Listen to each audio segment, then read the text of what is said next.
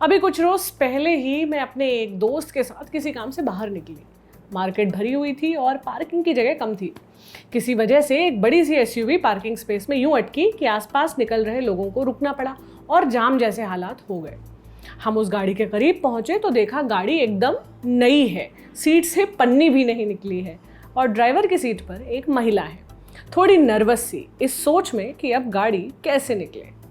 मेरे दोस्त ने पूरा सीन देखते ही तपाक से कहा, आज के बाद अंकल आंटी को गाड़ी नहीं चलाने देंगे। मैंने पलटकर दोस्त से पूछा कि वो कैसे श्योर हो सकता है कि गाड़ी उस महिला की नहीं बल्कि उसके पति की है। वो इतना कॉन्फिडेंट कैसे है कि इस महिला को पति से मिन्नतें करने के बाद ही गाड़ी चलाने को दी गई होगी और उसके घर के पुरुष को इतना अधिकार होगा कि वो घर की महिला को डांट सके। नमस्ते, मेरा नाम प्रतीक्षा है और आप देख रहे हैं मेरा वीडियो ब्लॉग म्याऊं।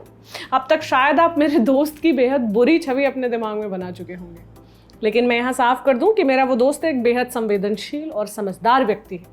ये इसलिए बता रही हूँ ताकि हम समझ सकें कि स्त्री द्वेष और सेक्सिज्म कितने भीतर तक हमारे दिमाग में घर किए बैठा है कि समझदार से समझदार लोगों के मुंह से सेक्सिस्ट बातें निकल जाती हैं और उन्हें मालूम तक नहीं पड़ता।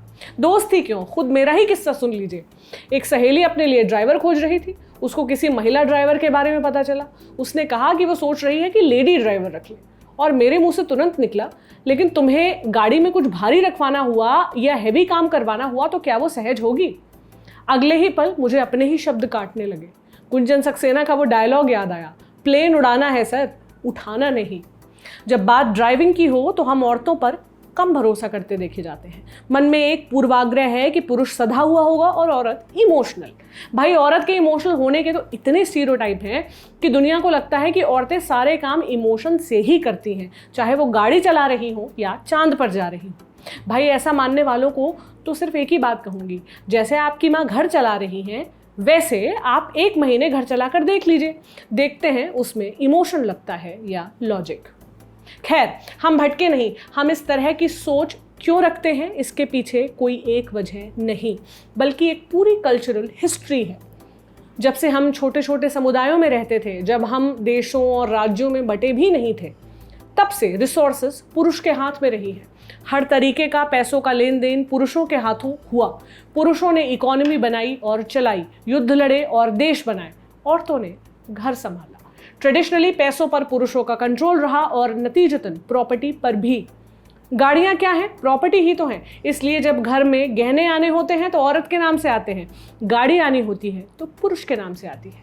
आजकल बहुत कुछ बदल गया है। पिछली कुछ पीढ़ियों से औरतें कमा रही हैं, फिर भी अधिकतर परिवारों में ये स्ट्रिक्ट डिवीजन फॉलो होता है। न वो वाहन की मालकिन होती हैं, न ही उसे चलाती हैं। उनकी भूमिका बगल की सीट पर या पीछे की सीट पर बैठने की होती है। और आज जब लड़कियां ड्राइविंग सीख भी रही हैं, गाड़ी अच्छे से चला भी रही हैं, फिर भी जब वो पति के साथ बाहर जाती हैं तो गाड़ियां पति ही चलाते दिखते हैं। ये रेशियो इतना कम क्यों है, ये जानने के लिए आपको किसी रिसर्च की ज़रूरत नहीं है। अपने घरों में ही देख लें, भाई और बहन में कौन ड्राइविंग पहले सीखता है, पति और पत्नी में किसके नाम पर गाड़ी पहले आती है। जब लंबे डिस्टेंस की ड्राइविंग हो तो ड्राइवर की सीट पर कौन बैठता है, आपको खुद अपना जवाब मिल जाएगा। अब आते हैं स्टैटिस्टिक्स पर। बैंक बाजार की एक रिपोर्ट के मुताबिक ओवर स्पीडिंग में पुरुष औरतों से 12% आगे हैं। हार्ड ब्रेक लगाने में पुरुष औरतों से 11% आगे हैं। सरकारी डेटा के अनुसार पुरुषों के मुकाबले औरतें कम एक्सीडेंट्स का हिस्सा हैं। पुरुषों के मुकाबले औरतें ज्यादा हेलमेट और सीट बेल्ट लगाए हुए मिलती हैं।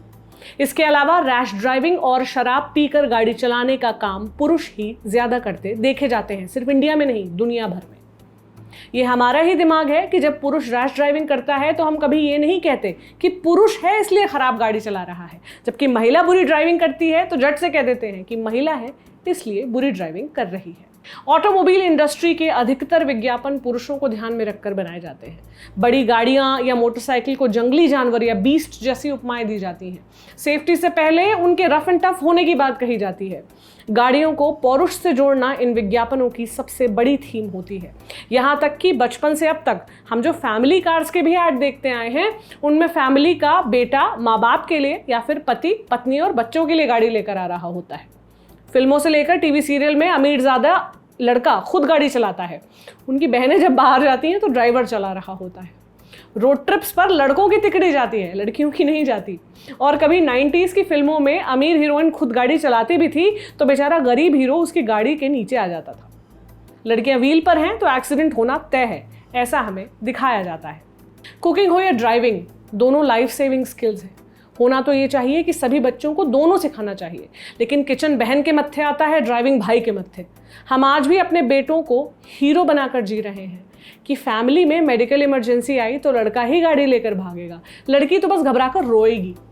सच तो ये है कि आपके घर में कल मेडिकल इमरजेंसी आएगी तो ना आपकी बीमारी को ना आपकी गाड़ी को फर्क पड़ेगा कि आपके घर में ड्राइविंग करने वाला लड़का है या लड़की।